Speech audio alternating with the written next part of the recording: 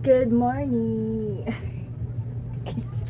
Good morning guys! Today is Monday, December 30. Pang 4 days ka na naglilinis, hindi pa ako tapos.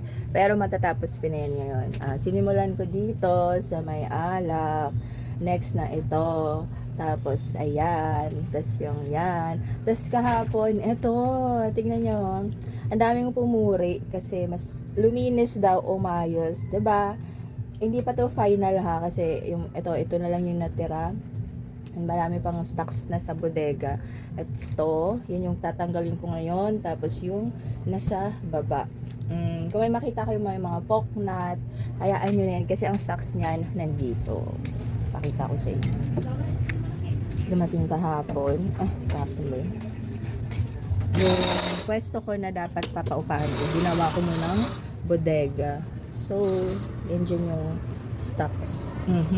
Diba? Apakadami dyan na sa likod. Yung ibang stocks. So, pagka naayos ko na lang yung lahat, saka ako na ilalabas. Yan. Basta may display, ayos na siya. Ganda dito. Na-realize ko ang konti lang pala nung dilata ko. Para kasi ang dami, ang haba niya yan before. Yun pala, hindi siya na-compress. 'Di ba? So, andito yung ibang stocks nung pinangbili namin sa Pure Gold kahapon. Yung naka-promo. And, sabi ko nga, yung mga nakalagay dito, ito, nilagay ko siya dito. So, na-compress siya. Kumbaga, kahit may nawala, may nadagdag. May nawala, may mas better, may mas maganda.